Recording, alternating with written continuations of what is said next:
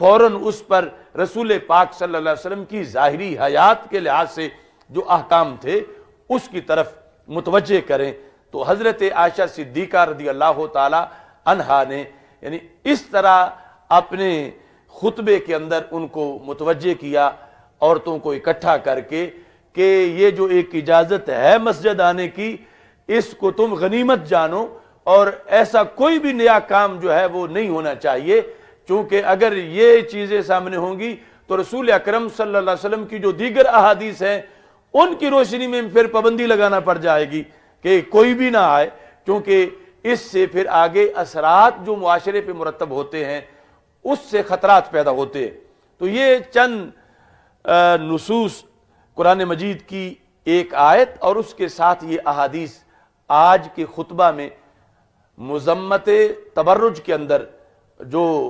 انہیں پیش کیا جا رہا ہے، حالات حاضرہ کے لحاظ سے یہ ایک بہت بڑی بیماری کا علاج ہے،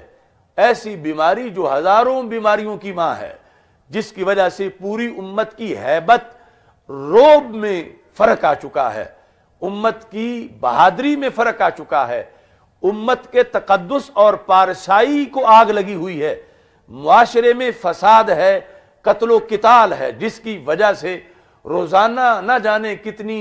جانیں ضائع ہو رہی ہیں۔ تو اس بنیاد پر اسے ایک فریضہ سمجھ کے اس بات کو آگے پہنچایا جائے، جو مرد ہیں وہ دختران اسلام تک اس بات کو پہنچائیں، اور دختران اسلام خود اس کی آگے دختران اسلام تک تبلیغ کرے، اور جہاں کوئی کمی ہو اپنے طور پر اس کمی کو دور کیا جائے۔ اور یہ ہے جو ہمارے آقا صلی اللہ علیہ وسلم نے ارشاد فرمایا، من تمسک بسنتی عند فساد امتی فلہ اجر مئات شہید، کہ جب امت میں شریعت کو چھوڑنے کی وجہ سے بگاڑ آ چکا ہو،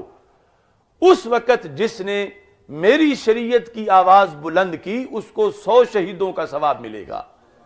تو اس بنیاد پر اس آواز کو بلند کرنا چاہیے۔ ظاہر ہے کہ اس آواز کو دبانے والی قوتیں بہت زیادہ ہیں، جن کا دھندا بند ہوتا ہے،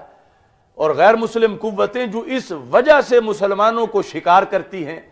اور پھر مسلمانوں کے اندر جو ایجنٹ ہیں غیر مسلم قوتوں کے، اور پھر خود ایک شیطان جو انسان کے ساتھ اس کو ورغلانے کے لیے لگا ہوا ہے،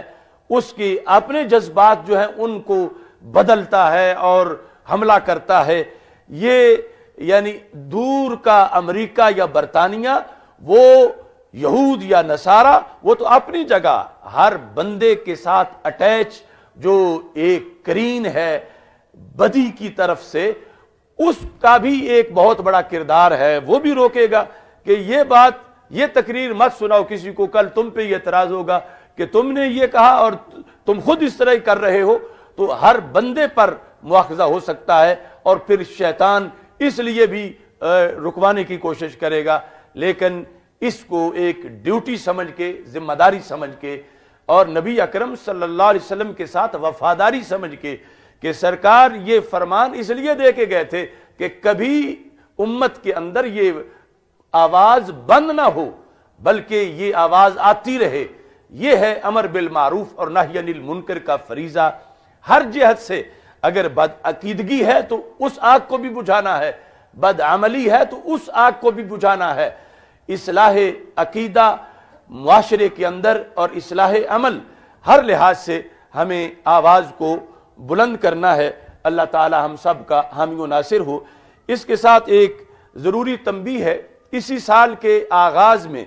یعنی فروری کے مہینہ کی ایک تقریر کے اندر حضرت ابو جحیفہ رضی اللہ تعالی عنہ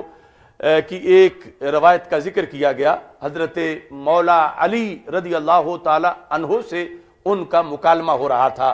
افضلیت سیدنا صدیق اکبر رضی اللہ تعالی عنہ کے موضوع پر۔ تو افضلیت صدیق اکبر رضی اللہ تعالی عنہ پر جو دلائل ہیں، یا حضرت مولا علی رضی اللہ تعالی عنہ کے جو فرامین ہیں، وہ تواتر تک پہنچے ہوئے ہیں، اس میں کسی طرح کی کوئی کمزوری نہیں ہے۔ لیکن اس تقریر کے اندر جو مکالمے میں ابو جحیفہ موجود ہیں تو غلطی سے ابو جحیفہ جو ہے ان کا اس مکالمے کے اندر صحابی ہونا جو ہے وہ پیش نظر نہیں رکھا گیا، کیونکہ حضرت مولا علی رضی اللہ تعالی عنہ کے پاس اس عہد میں ایسے لوگ بھی ایسے اعتراض کرنے کے لیے آتے تھے جو بد عقیدہ ہو چکے تھے، اور اس کی کئی مثالیں موجود ہیں، اور ان کے شاگرد سند کے اندر ایسے بہت سے قرائن تھے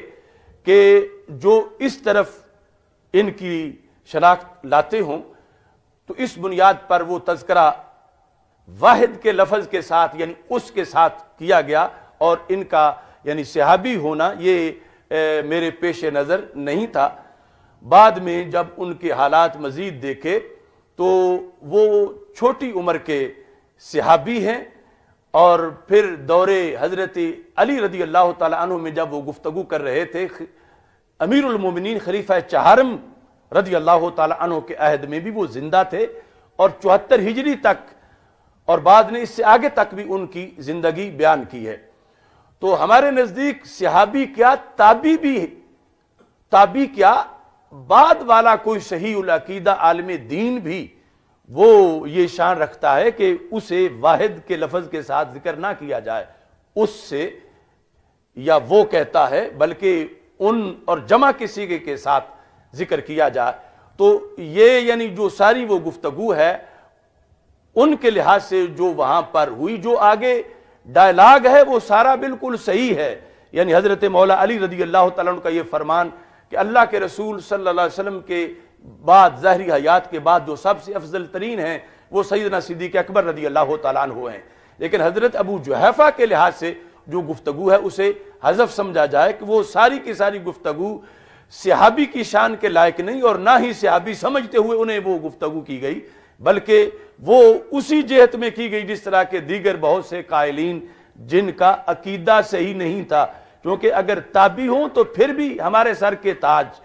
پھر بھی ان کا تذکرہ ویسے نہیں ہوگا جیسے کیا گیا، اور وہ تو صحابی ہیں، صرف اس طرح کہ ان کا صحابی ہونے کے لحاظ سے تعین یہ راجع نہیں تھا اس وقت ذہن میں، اور باقی قرائن جو ہے وہ سامنے تھے تو وہ گفتگو تھی۔ باقی وہ اللہ تعالیٰ کے فضل سے ایک عظیم صحابی ہیں، اور صحابہ کے لحاظ سے جو ہمارا نظریہ ہے کہ ان کے ذکر کے لحاظ سے ہمارے آقا صلی اللہ علیہ وسلم نے فرمایا اذا ذکر اصحابی فامسکو، جب میرے صحابہ کا نام آئے تو احتیاط سے بولو، اور ایسے اہل بیت اطہار علیہم الرضوان کے لحاظ سے تو وہ سارے فضائل اللہ کے فضل سے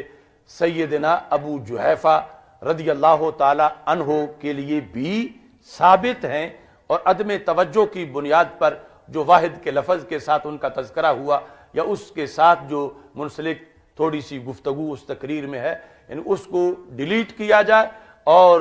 صحابی جان کے جب کوئی کسی کی پھر آگے اس کے یعنی ان کی شان کے مطابق لفظ نہیں بولتا تو وہ شرعی طور پر اس پر بڑا مواخذہ ہے، اور ہم سب کو یعنی اہل بیت اطہار علیہم الرضوان اور صحابہ کرام رضی اللہ تعالیٰ عنہم، اور یہاں تک کہ جو بعد کے اولیاء ہیں، امت کے مجتہدین ہیں، ائمہ ہیں، سب کے لحاظ سے ان آداب کو پیش خاطر رکھنا ہوگا۔ اللہ تعالی ہم سب کا حامی ہو۔ وآخر دعوایا ان الحمد للہ رب العالمین۔